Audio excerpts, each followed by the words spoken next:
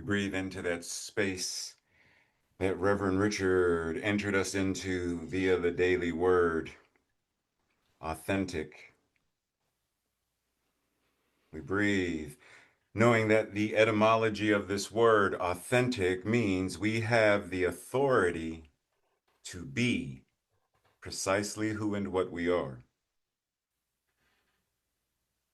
We are authorized to be an original. We need not copy. We need not imitate.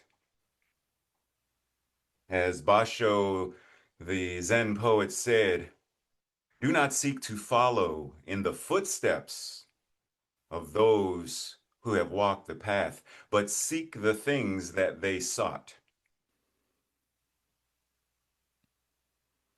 Being authentic means we are being genuine. We are being real.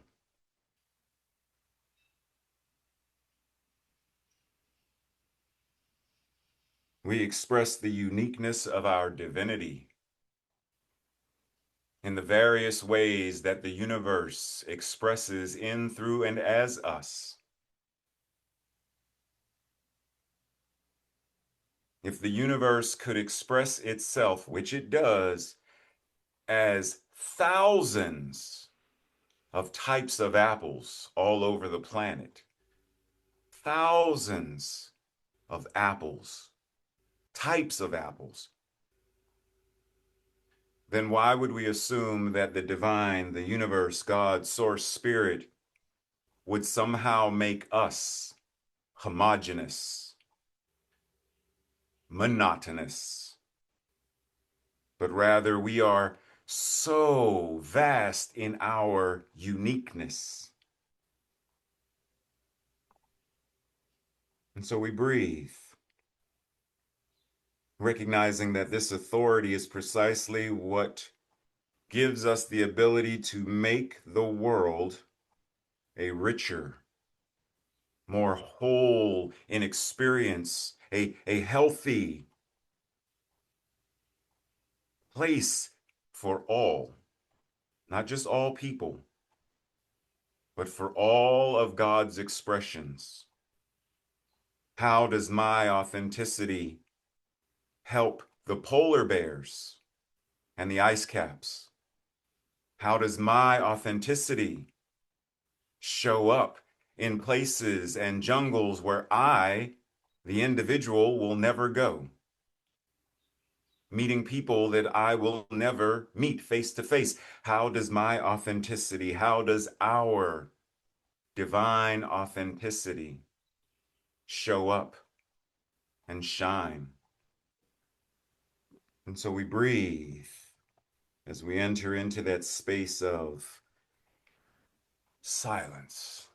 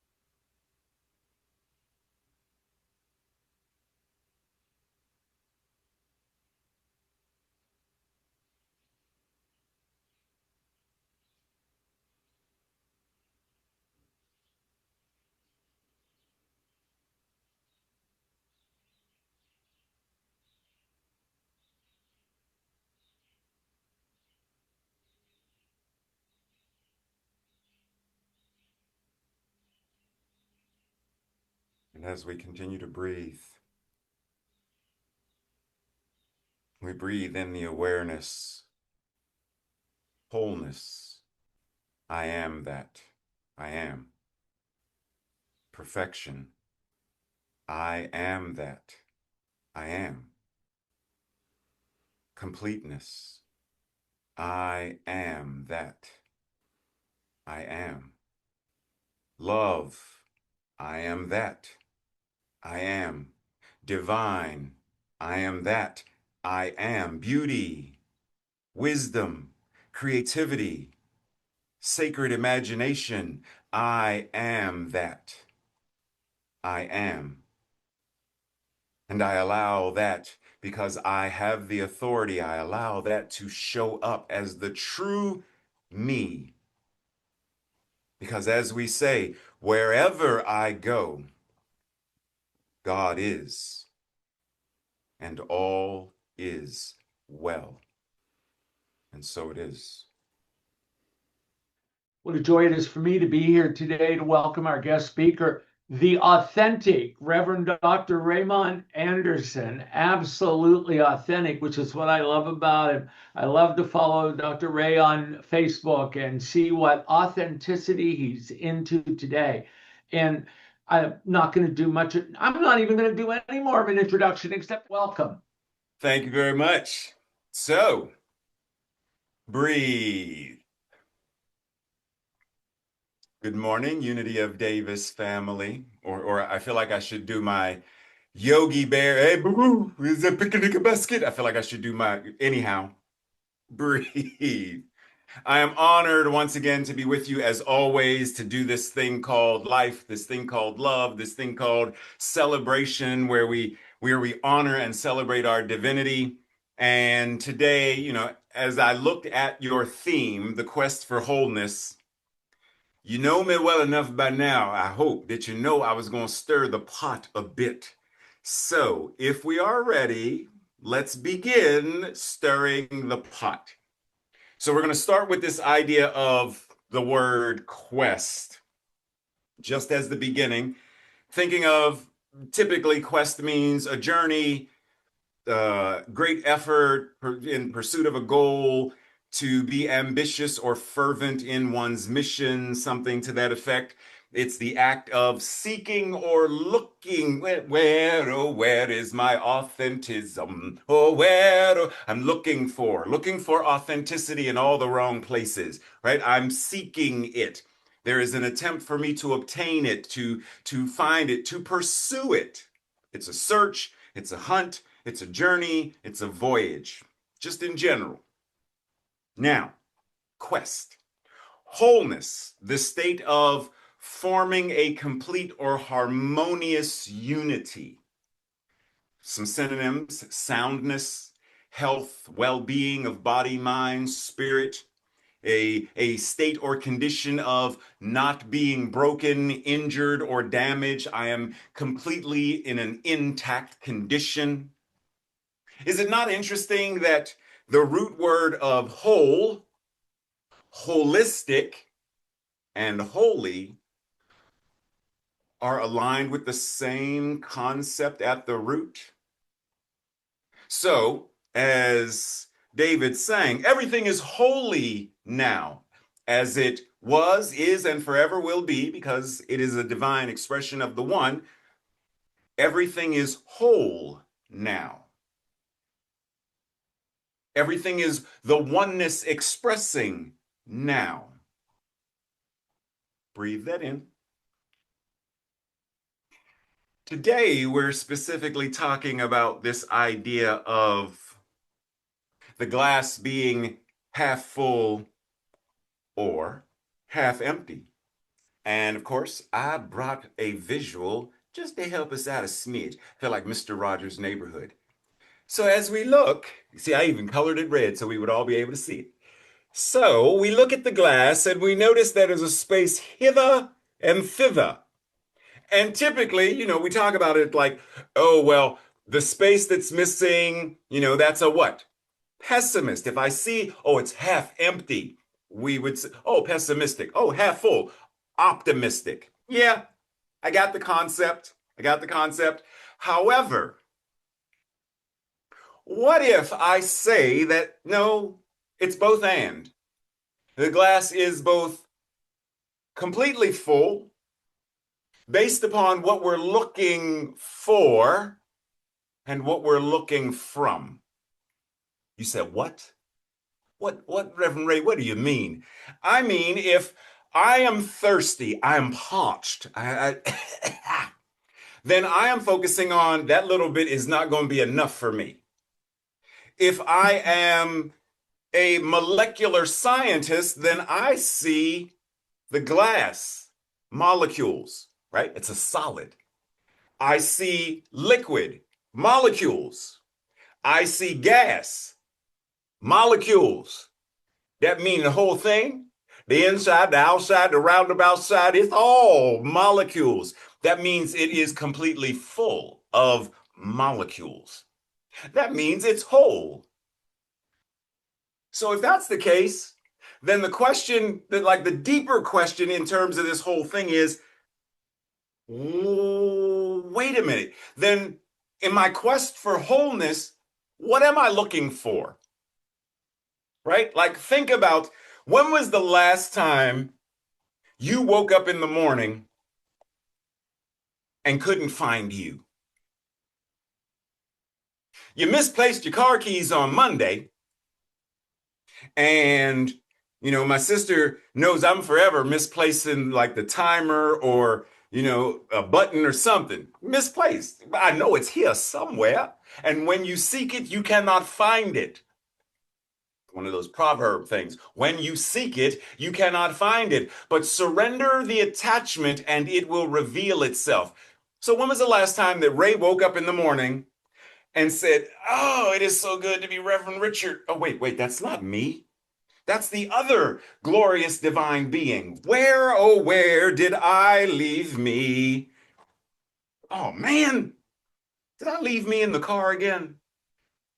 We know, like, however, we have this concept that we're seeking our divinity. We are seeking our wholeness. How? Explain to me how we're doing this. How are we looking for something that we already are? That's like me saying, as an African American man, I'm trying to find my blackness. Where did I leave it, Reverend Richard? Did you look in the mirror, man? Look in the mirror. You'll see it. It's right there. Right? Like we don't look for our gender. Even our transgender siblings, they're not looking for their gender. They know their gender. They are seeking to express it.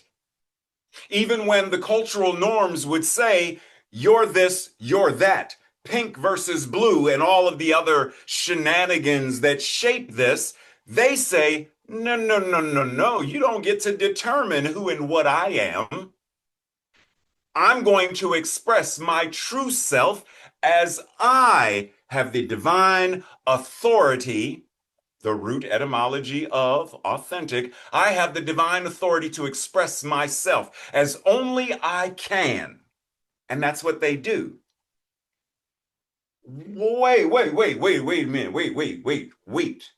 So why are we not doing the exact same thing with our divinity?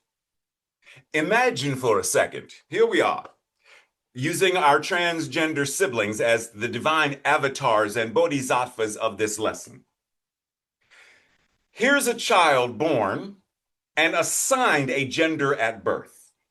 Okay. And as this child grows, they realize that that assignment is not the truth of their being. Pause. How many of us were grown up in a system of we assign you sinner from birth, imperfect from birth, and then we grow and we develop and we realize that assignment is not the truth of my being. And just like them, as they grow into recognition of who they truly are, and then they express that. Are we not doing the same thing? I realize and recognize that I am a divine expression of God, individualizing itself as me right now. And though I was assigned, you are simply a human being. You are this mere flesh, and when you die, you will cease to exist. Thank you, Mr. Nihilism, for poo-pooing all over my life. No, that is not the truth of my being. And so we morph into, same as they do, what clothing do I choose to wear as this divine being? How do I speak as this divine being? How do I acknowledge I need not quest for what already is, but I can look for, quest for, search for all of the ways that I can truly express the truth of my being? Because sometimes we do have to look for it. How many women pre-suffragists had to look for their rights, how to express what they already know to be their divine right, and then created the suffragist and the suffragist movement in order to express that. Same thing for civil rights, the gay liberation, and more and more and more. So the quest is actually not looking for the truth of our being, but how to express it.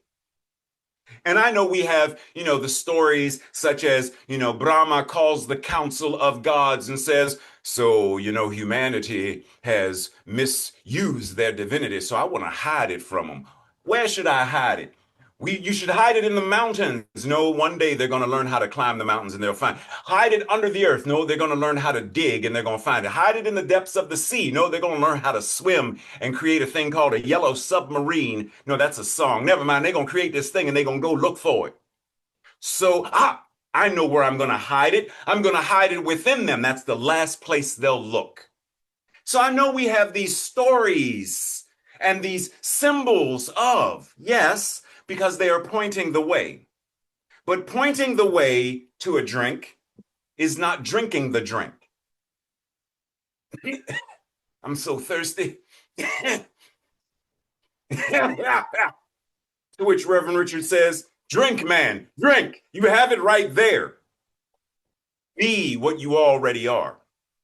So let me ask the question in terms of this questing. If I were to say, a numeric equation, and I'm going to keep it simple, I'm not going to do A divided by Y, I'm going to leave the calculus alone. 7 plus 3 equals, feel free to put it in the chat if you want. 7 plus 3, basic math, we know that answer. Right? On this side of, thank you, Lizzie, on this side of the equal sign, we know what it is. It's a 10, right? Like that's the only answer that can be. But if I take away 7 plus 3, I'm going to leave equals 10. How many ways can you now get to 10? Infinite. So the question is, are we focused on the problem or the solution? Because when we have the solution in mind, infinite possibilities avail themselves and in terms of how to get to that. So if on the other side of the equal is peace on earth, goodwill to all, not focused on war, what is it good for? Absolute. That's anyhow. What's with the songs today? You know whose fault that is. Yes, exactly. It's his fault. So anyhow, how do we not focus on war, but rather focus on peace? And then find all of the things that we need to subtract, divide, multiply, etc., to get to peace. Health and well-being across the planet. Carry the 1 divided by, oh, that's right, decimal point. There it is. Health and well-being for all. Same thing with our own lives. Where are we more focused on? I gained a pound today. I gained a pound today. I'm getting round and round. I gained a pound today. We're focused on the problem rather than I'm whole, perfect, and complete, just as I am, just as I am. I don't care what the scale says. I'm still perfect as I am. Perfect, perfect, perfect. Come on, David, let's go on the road. Perfect. That right? Like, I don't care what the scale says. I don't care what whoever, my mom, my dad, the minister I used to have, my seventh grade teacher, I don't care what any of them say. When I step into, I know who and what I am as a divine expression of creation itself. It changes how we show up. There's no more playing small when you realize, as Pythagoras said, know thyself, and you shall know truly both the universe and God. You said what? When we know ourselves, we know both the universe and God. But how, Ray? How? Because this is not Tupperware. They are not compartmentalized. Right? God's not upstairs and in the second drawer to the left of the refrigerator. That which God is everywhere, which means it's everything. There's not a spot where the divine is not. So, what is our invitation to truly live authentically? Changing our mental equivalent so we are no longer thinking lack and less than and there's something wrong with me. I don't care if I bounce the check or not. That doesn't change my divinity. If I had a moment of road rage and I blessed somebody with the magic middle finger, yes, I will repent and do, confessions with a New Thought minister. And I will share that on social media if I need to. But I will understand that that does not deny or subtract from the wholeness I am as spirit. There's nothing that could do that because that would mean that somehow, somewhere, some way, shape, or form, God can be less than itself. And it can't. So let's breathe. I gave you a lot of songs. I gave you a lot of things to think about today. And I know you're going to be humming some of them later. So let's breathe and let this sink in for a moment. Our quest for wholeness is a recognition of who and what we are. Simply understanding that whatever we claim to be true of God is true about us because there are not two, there's only one. One life, one mind, one source. And whatever is true about the universe itself, as Carl Sagan said, you are the way that the universe expresses and knows itself. So whatever is true about a rainbow, butterfly, a sunset, a funnel cake at the county fair, whatever is true about the deliciousness and the beauty of all of it is true about you right now. Not tomorrow, not after the next class, not after the next workshop, not after the next prayer. You are whole, perfect, and complete right now because God is whole, perfect, and complete right now. Our invitation is, how do I now choose to express that in the most authentic, compassionate, and powerful way that I can? Breathe. You are beautiful. Allow yourself to know it right now. And so it is.